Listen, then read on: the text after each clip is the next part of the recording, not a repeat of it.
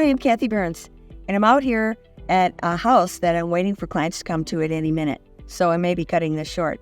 But I wanted to talk to you about open houses and canceling them. Okay, so I'm going to be talking about open houses and how agents have an etiquette of not even an etiquette, just the importance of not canceling your open houses. I'm going to tell you why. So if you like stuff like this, please subscribe below and share and like. This one's going to be a short one because I'm waiting on clients to come up. I'm sitting on the front porch of this beautiful home in Davidson, North Carolina that's priced at $2,050,000, and it's gorgeous, just on a little under 3 acres in a very private setting. Well, anyway, I'm going through my emails as I'm sitting here on the front porch, and I see open house canceled. Now, today is a Saturday, and I'm thinking, why? Why would you cancel an open house just because you go under contract? Well, they even said in the notes why they canceled it, but the seller's interested in doing backup offers. Then why would you cancel the open house? Are you kidding me? How are you going to get backup offers? That would be a perfect opportunity to get backup offers. When you do an open house and you're spending all this time for all this marketing, and I would be prepping the sellers as well. If we go under contract for some reason, we still need to do the open house because deals do fall apart, right? They fall apart. And if they fall apart, you got to start all over again. Now you cancel the open house. You ticked off the people that didn't know who still show up. Do the open house. It's smart business. And if you're smart, you also take those backup offers. This is a really big deal because if that first offer falls apart, you already have in place a backup offer that you've already come to terms with. That particular buyer doesn't have any skin in the game because they don't have to put up money. They're just sitting there in place. Could they go write an offer on another house? Absolutely. They could get it. Now they're going to quick want to cancel this one. Otherwise, they're under contract on 2. But until they've reached you and told you that you have the other person have gone away, you're still good. You can go out and shop. So you've got no skin in the game. It's just smart. As a listing agent, I'm always open to backup offers, even cash ones. Things fall apart. What if you had inspections and they didn't go well and you just said, the buyer said, well, I'm walking if you don't work this out, and it doesn't get worked out? Believe me, having a backup offer is a safety net. It's just smart. Now, I don't know if they do it in all the states, but they do here in North Carolina. I'm always open to them, especially in a market like this where it's hard to even find that first house. One of our agents in our office, she had a backup offer.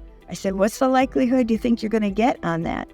And she said, I don't know, but my client really wants that house. I said, we'll see if the sellers are willing to do a backup offer, because not all are, because they haven't been educated why it makes sense. That's on you. Educate your sellers on why it makes sense and tell them the whole process of how it works. If you don't know, maybe I should do a video on that and I'll tell you how it all works. Anyway, so now you are a seller. Your first offer's not working out. Maybe the financing fell through, maybe the inspections, whatever, it falls through. And now you have that backup offer, which is what she had. So she called me. She goes, well, should I do inspections? They already had inspections and they gave me all the reports. So it's not up to you to decide. You got to present that to your buyer. Show them all the things in there. Did that first agent do all the inspections that your buyer would have wanted done? Maybe, maybe not. You may want to dive into that report and see what else you want to have done. Me, I'm a big fan of every inspection. And how I present that to my buyers is, I'm going to give you my wish list. I'm going to tell you why I would do all the different inspections: roof, HVAC, irrigation, pool, septic if you've got one, home, of course, pest. If there was a dock, I want the dock inspected. I want the lift inspected. I want everything inspected, and I want a survey. Now, all that costs a lot of money out of pocket, right? But now you know where you stand with this house. So I tell them that's my wish list. And I go down, we have a professional services disclosure form here. I put on all the things that I would recommend. And I say, do you want to waive it? Do you want to do it? And you can pick your people. I've got some people that I recommend. It's a team. It's your choice. Everything's your choice. But I'm going to tell you the consequences that I've seen for people who've chosen not to do a specific inspection. Like maybe they don't want to do a home. Oh gosh, please do a home. We're in the South here. To not do a pest inspection is just plain crazy. We got termites everywhere. And so I want to make sure that this home is termite free, right? That's big damage potentially. So all that's important. That's how I'm servicing my client. So here's my agent. She's dealing with her clients right now. They said, yeah, we want more inspections done. We didn't like that this guy didn't dive in deeper, or that buyer. Maybe they saw that they weren't going to be able to close on it and they didn't want to spend any more money. I don't know what the reason is. It's irrelevant because this is her buyer. She goes, well, I want to advise them. I said, it's not your job to advise. It's your job to show them the pros and cons of doing different things. It's your job to help them find people if they want to, but not your job to insist that they use them.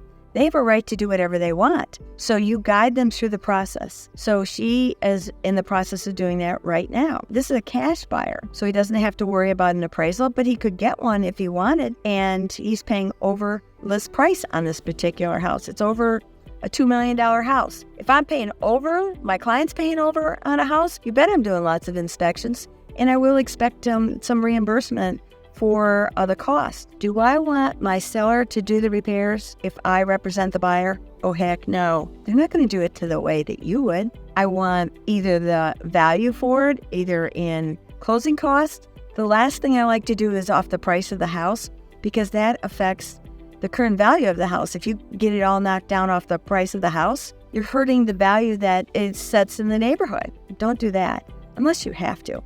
I'd rather see it off closing costs, things like that. Buy down a rate if it was a loan type thing, right? Now, if it is a loan, you have a percent that you're limited to here as far as how much of your closing costs you can get from the seller to pay. So I would be talking to my lender the whole time. What's the most I could ask for in closing costs? So I have that number. And that's what your buyer has to do, unless the buyer has given you permission to talk to the lender. I prefer that the buyer talks to the lender and gets me that number, but I want it in writing from the lender. Here's the number, because I don't like hearsay. I want everything in writing. So anyway, that's why you want backup offers, and that's why you still do an open house even when you go under contract. Even if you didn't get a backup offer, I'd still want to do the open house, especially the person doing the open house. There's a potential to get other buyers from that. Don't not do it. Everybody wins in this situation when you go forward. Trust me.